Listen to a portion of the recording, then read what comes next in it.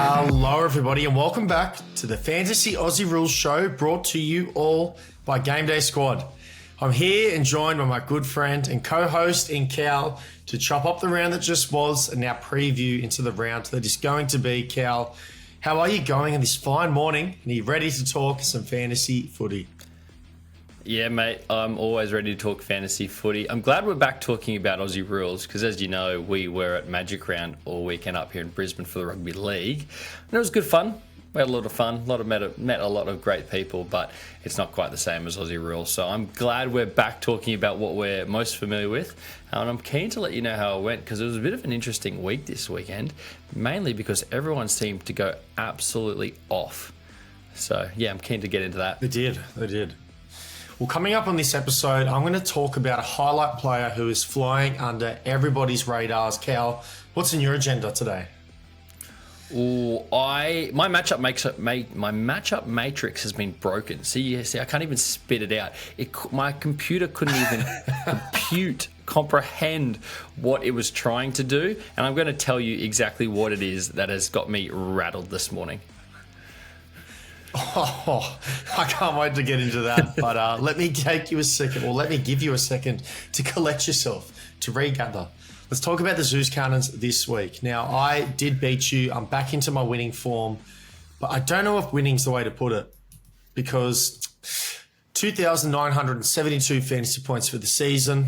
I'm ranked seasonal rank of 16. That is my highest score for the year, but only has me at 41st for the round. Cal, you just touched on it. Was a really good round. You can see my team on the screen right now. I'll take you through my top three quickly. Zorko, 177. Dan Houston, 160. What a game he had with 3 goals. And Luke Gryan, just doing what he does best. 149. Plenty chippies out the back. Thank you very much. My bottom three, though. I'm going to talk about some players I used some salary cap on, and it didn't work out. First of all, Gold Zach Merritt against North. I thought tasty matchup should eat. Did not. Should. All-star Tim English. Man, that was tough as well. Only 91 fantasy points. Wasn't worth an all-star. And Bailey Dale with 88 as my only silver defender for the round. So tough week is what it is. We move on and we look forward because I feel like I'm on the cusp of a really good week. I'm just a little bit off on some of these rounds. I wish I could say the same. I do not feel like I'm on the cusp of a good week. I thought I did because I went 2,875, which is my highest score of the season, but I was 72nd. So I was well down from my seasonal average of 39. I've dropped down a place, which isn't great. I'll run you through my team that I've got here. Now, Dacos, 141, but I had played the platinum, so that was one of my better moves. Got him 183. Zorko, 177. Nice. He is terrific. And, of course, big Rowan Marshall. You know I dropped Gorn this week, and it paid off with Marshall going 198. Bottom three. Track 84, not the pod that I wanted. Walsh 89, and I played the platinum, so that one really, really hurt. But the one that also hurt was Stewart on Thursday night, 68. I knew a lot of people would have been dropping him because of the conditions up there in TIO. I didn't.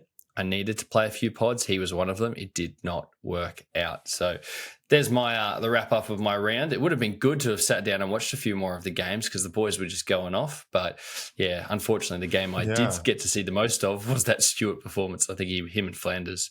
But you know, I knew everyone had Flanders, so just watching Stewart hurt left a sour taste heading into Magic Round. But yeah, that is the wrap up of my round. Damn, that's a tough bottom three. I thought my bottom three was bad, and then you just came over the top there and let me know. No, it could get worse before it gets any better. Let's talk about a highlight player of the week. Now, I'm back this week. Yeah. Top performer, or at least what I think is the top performer of the round. And goodness, when I did this, my note is anyone else other than this guy. I'm going to do it because he does deserve it, okay? But I'm just going to do it this one time. Rowan Marshall, 198 fantasy points, 20 kicks, 7 marks, 9 tackles. The hottest player in the competition over the past 2 weeks. He's putting up some insane numbers at that, but all right. That nearly made me feel ill. I nearly spewed there. Next part of the show, Cal, you can take it away. Well, this one's going to hurt too because I'm back to doing the dud of the round. And this is one of your favourite boys and someone that would have hurt a lot of coaches this week.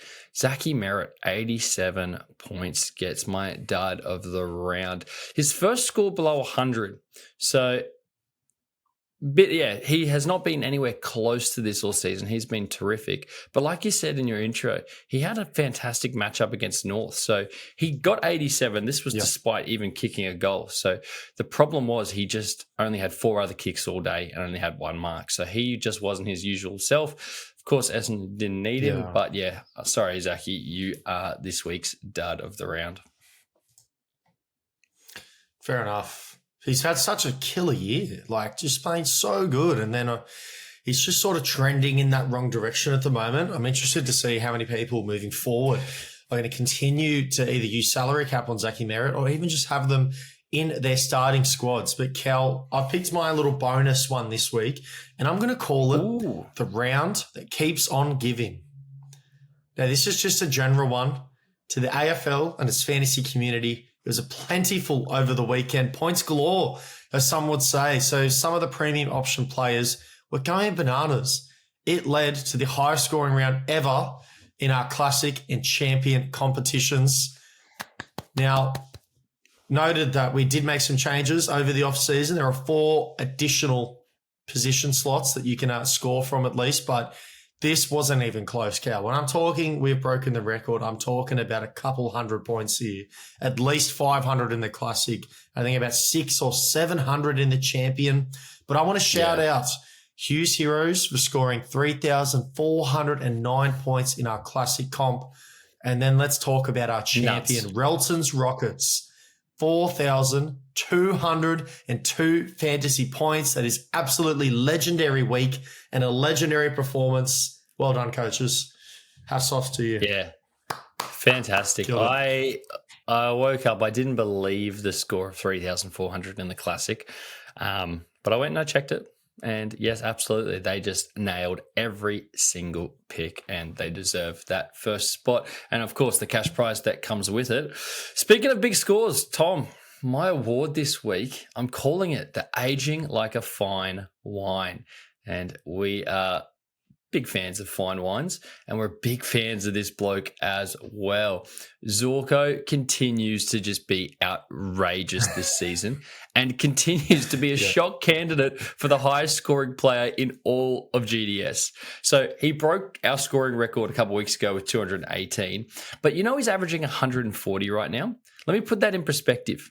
That's the equivalent of 7.5 kicks or 15 handballs a game more than Tom Green, which is just crazy because everyone thought was coming into the season thinking Tom Green was going to be the number one.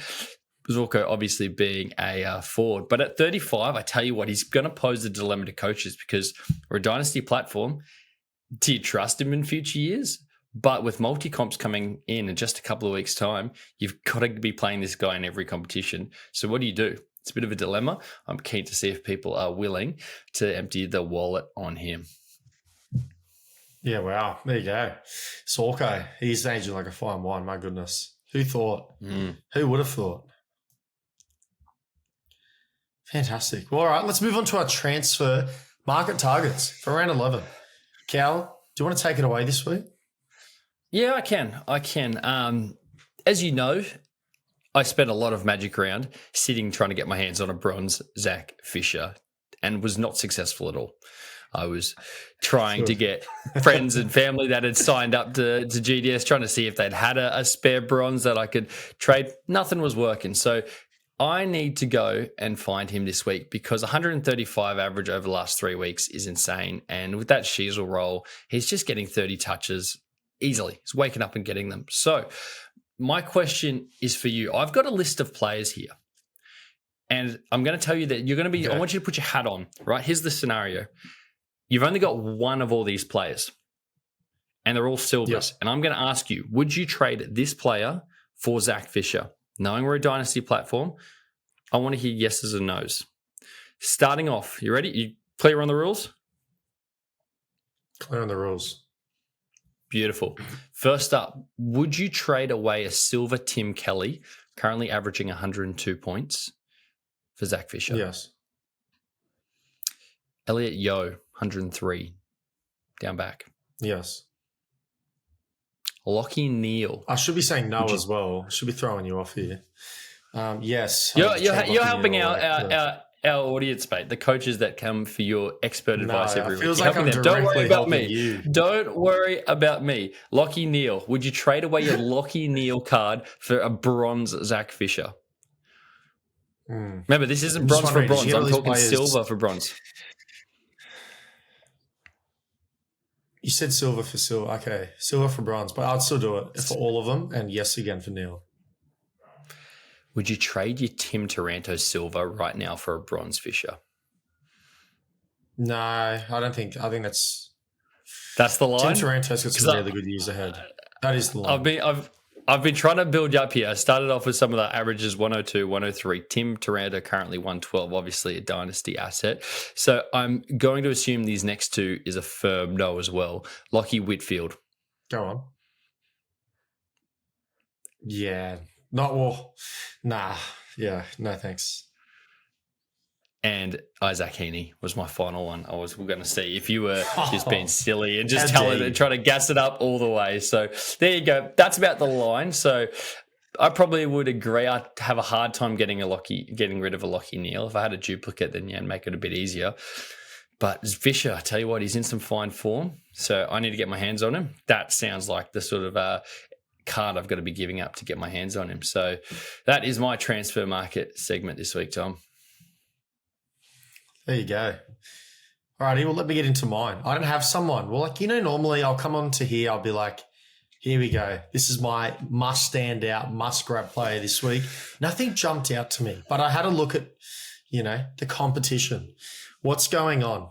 And I thought, how about a buy low opportunity?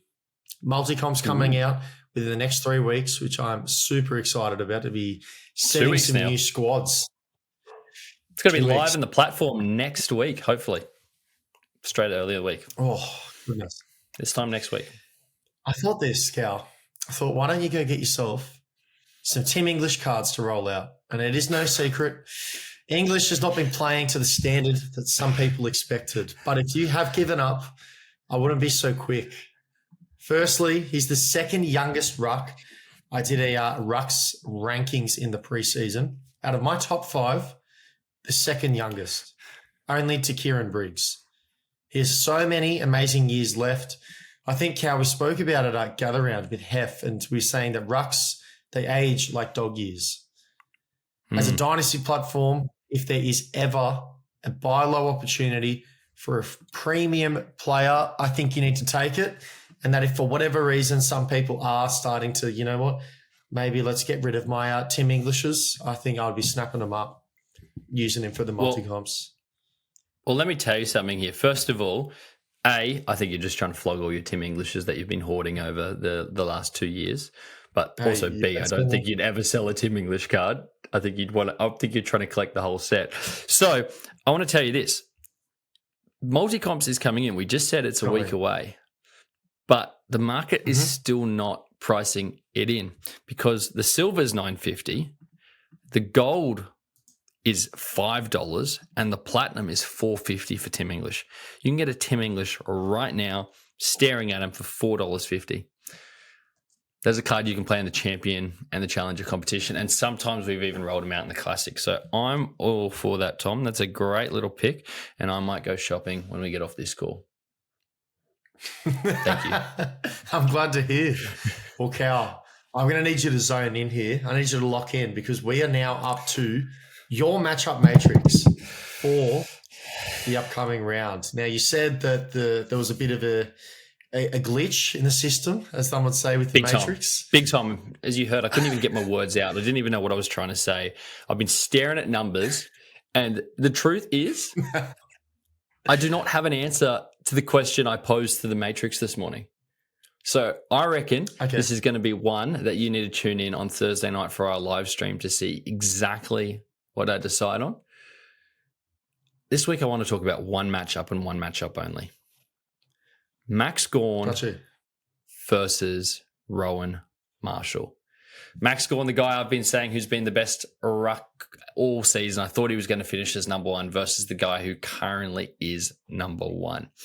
So, Gorn's averaging 132. Marshall's averaging 137. Just put that in perspective. Tim English is all the way down there at 119. So, these two guys are going head-to-head as rucks. Now, in the past, I don't like playing both ruckmen that go head-to-head. And the reason is because they're limiting the number of points they can win from hitouts. Normally, when players are kicking down the line, these two guys together, so only one of them can take a mark. But it is possible that both can score big. Just look back, round 0, Max Gorn against Grundy. Both of them were very much startable. But I don't like doing it historically. Now, this is where it gets tricky, Tom. This is where the computer is starting to break. The Saints during this run have Marshall as the number one scoring ruck, but they are also the number one scoring opposition for ruckman, meaning that no team has scored more points as a ruckman spot over the last few weeks than teams against the Saints. Now, wow. Melbourne, yeah, so at the same time, on the other end, is Melbourne have been the second hardest ruck team to score against. So I'm in a dilemma where you've got a team that has just been absolutely letting ruckman eat, but also having the high scoring ruckman versus a team who just haven't been letting ruckman eat. So what do you do? So the numbers say that Gorn should still score well against Marshall this week, and Marshall shouldn't score well against Gorn. But Marshall's the number 2 ranked scorer in all of GDS. So does him not scoring what he usually does, is that still playable? And if you're thinking, what are you doing, Callum? It's way too early in the morning for this. Yes, I'm broken. I don't know what I'm going to be doing. This is going to keep me up, Tom, for the next 3 nights. I'm going to be sitting here and going, what do I do with this matchup? And the worst part is it's on Sunday as well. So yes, I'm going to get to Thursday. I'm going to lock in what I'm going to do. But I guarantee you by Friday night I'll change it. And then by Saturday night I'll change it. But Tim English plays on the Thursday night, that first game. So if you're locking in Tim English early, you're kind of committing that you have to go one or the other. And I don't know who that is. So that is this week's matchup matrix. I have been zero help and I've probably made a bigger problem for everyone. But yeah, keen to hear your thoughts on that. You definitely have made a larger problem than there initially was. It's already going to be tough rounds. You got Grundy, English, Gorn, Marshall. You got 2 or 4 of the premium options for the season going head to head. So yeah, what do you do? Do you pick one matchup, pick one from one matchup, pick one from the other? Do you double down in one matchup and just think, due to the way that's going to play out, maybe you want to play both the rucks in either one? But yeah, I don't know what I'm going to do yet. I've thought about it. I think that's a Thursday night operation right there. So I'm gonna pump the brakes on that right now, Cal. The numbers aren't numbering. I can hear you, but we'll work it out by Thursday. We'll see what's happening. We have time. We definitely have time. We need some time. But do you know what it is time for? It's time to get back to school. It's time to commence our 11th lesson for the season so far, Cal. Hit me. Your lessons clearly aren't going through. This week. Yeah, I know. You're getting worse. You were getting better there for a bit. I really thought that you were paying attention in my class, but now I don't know what's going on. So I need you to zone in this week. I'm going to talk about Gryan Miers, the Geelong forward who has led all players in 2023 in goal assists, and again now for the start of 2024. Not that assist counts towards fantasy, but interesting stat. He also leads the AFL in marks taken inside a forward 50, which I thought was also very interesting. So elite user. Some would say he might be the best ball user in the AFL. Others think he might be a doppelganger who's playing in the wrong sport. Let's check out the season's report card for 2024 so far. Now, ability to win a World Cup for Argentina and cement himself as the GOAT. And all I have to say to that is Messi to Messi to Messi to goal. The ability to revert back to Byron Bay's finest with local and rock the dreads. It's a solid A++ to me. Everyone I think they forget, before the Messi era, we had the Byron Bay local himself. His season at Inter Milan performance, I thought it was about a C+. Honestly, I thought he sold out after winning the World Cup, but you know what? Fair enough, Messi. If you want to sell out, Into Miami. Into go to Miami. Inter Milan. Into Miami. Oh, that's it. Into Miami. Peer reviewed that David one. Beckham's There you team. go. How could I forget? And I just wanted to ask a question to my class right now, Cal. Mm-hmm. Have you ever seen Gryan Miers and Lionel Messi in the same room? Didn't think so. No. Never seen either of them individually, but yeah. I've seen them on TV, but never in the same room. I'm just saying, shock. Could it be that he is the greatest dual athlete of all time? It might be an A+. He could be the greatest dual athlete to ever exist on planet Earth. And that is my wrap-up of Gryan Miers for the round. So just no help, just a bunch of rubbish. We can talk about his season, though, because I would love to talk about his season. This is a player that early on, I had him as one of my transfer market targets for the round. Now, this isn't going with the report card, but I'm just going to, I'll give you a little lesson because Cal's confused. He's got a current average of 109.1.7 fantasy points for the season so far. I just think the role that he's playing with Geelong is so fantasy friendly.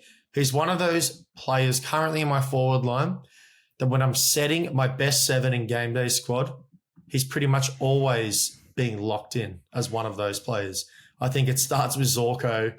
It goes to Flanders, Haney, and he might be my 4th best option currently and the 4th safest one in my eyes as well. So what a fantastic season Gryan Miers has been having, thank goodness, because I've needed some stability in my forward line, and I feel like in-cut of Messi is delivering that to me on a week in and week out basis. So been stoked with the season he's had, and I'm glad that my transfer market target, as a lot of them have been money this year and they've been paying off. So how good.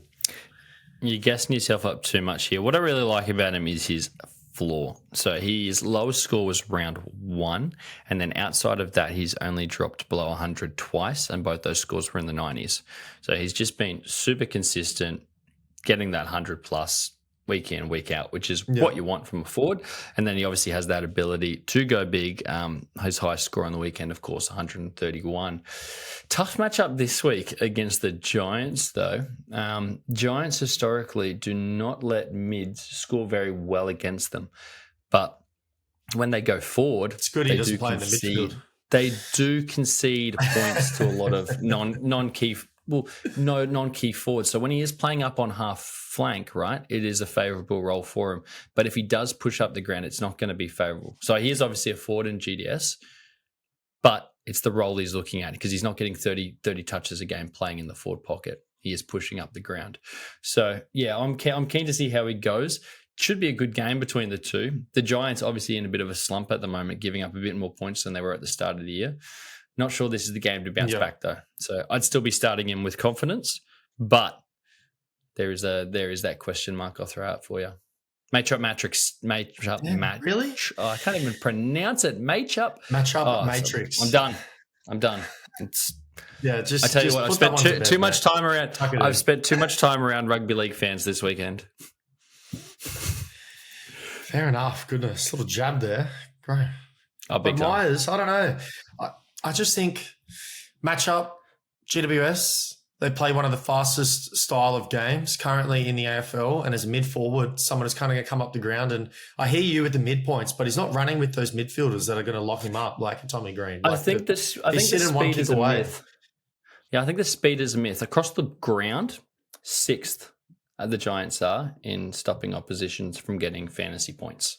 So don't let the speed fool you and think that it's just going to be like the Indiana Pacers in the NBA where everyone is going to get 30 shots and 15 rebounds a game. It's not that sort of style. So, yeah, keen to see how they go this week. We might need you to pull out some matchup matrix on Thursday and let us know. Do you play people against the Giants? Well, that's my lesson. Extended version. Let me just work on... Maybe we can get some homework. Yeah, maybe. Maybe I can just work on learning how to pronounce it properly and then we can go from there. So apologies for trying to splutter that one out this morning to everyone.